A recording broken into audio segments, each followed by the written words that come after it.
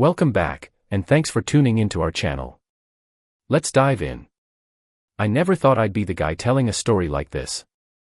The guy whose wife of 10 years, the woman he built a life with, the woman he loved unconditionally, would betray him in the most humiliating way possible. But here I am. And let me tell you, revenge has never tasted so sweet. Rachel and I had what most people would call a picture-perfect marriage. Or so I thought. We met in college, fell in love, and built a life together. She was my best friend, my partner, my everything.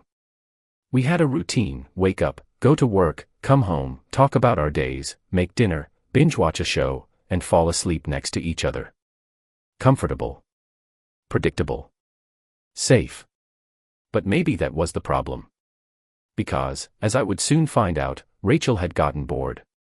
And instead of talking to me about it, she went looking for excitement elsewhere. It all started with her phone. She was on it more than ever, scrolling endlessly through Instagram, giggling at messages, typing furiously, and then quickly locking the screen whenever I walked into the room. At first, I brushed it off. Social media was addictive. Maybe she was just getting into some new influencer's content. But then came the late nights. The sudden obsession with working out, dressing up even when we had nowhere to go, putting on perfume just to run errands. Then, one night, I caught a glimpse of a notification on her phone while she was in the shower. "Jay, I can't stop thinking about last night. When can I see you again?"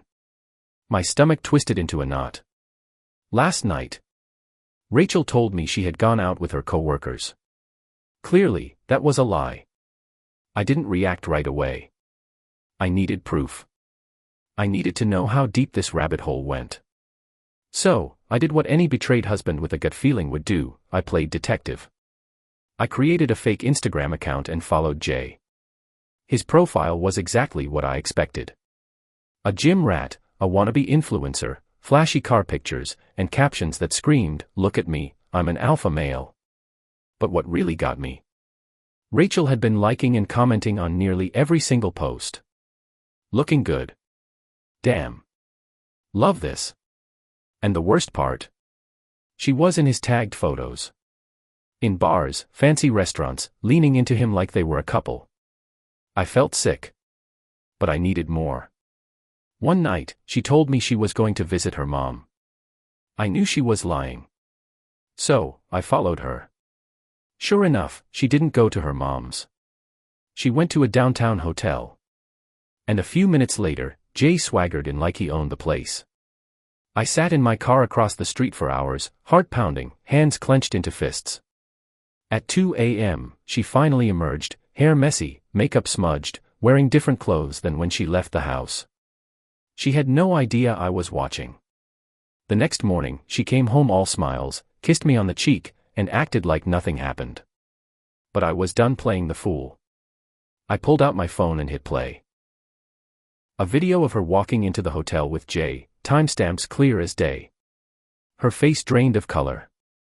"Where did you get that?" she whispered, voice shaking. I stared at her. "How long?"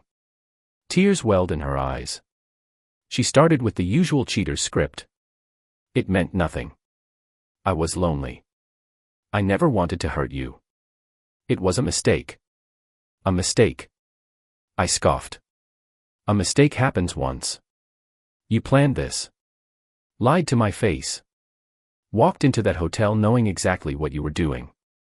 So tell me, Rachel, how long? She hesitated. That was all I needed to see. She wasn't sorry she cheated. She was sorry she got caught.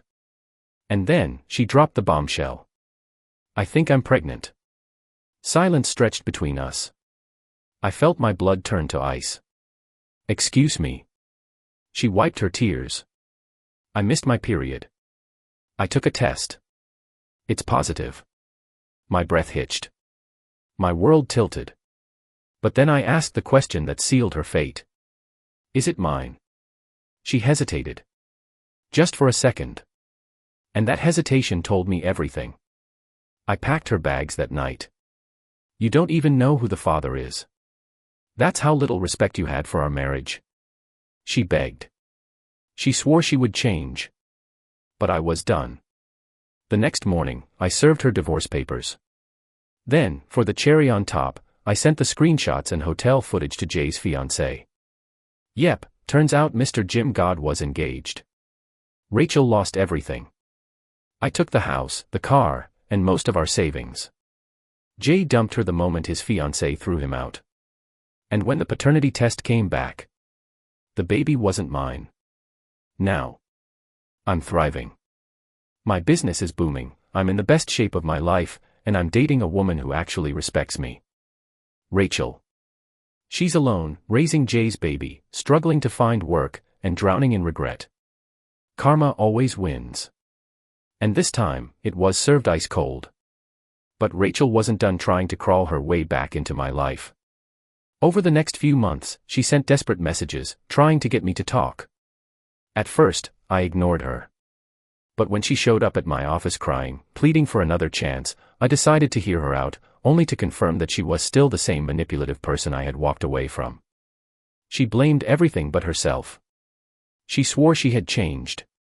That she had made a mistake. That she still loved me. But I wasn't interested in playing her games anymore. I told her she needed to take responsibility for her actions. She needed to face the consequences of what she had done. And then, I walked away for good.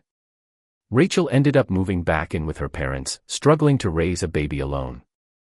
Meanwhile, I thrived, growing my business, traveling, and finally finding true happiness. The best revenge isn't just exposing a cheater, it's moving on and living your best life. So tell me, what would you have done in my situation? Let's talk in the comments. And don't forget to like, share, and subscribe for more crazy cheating stories.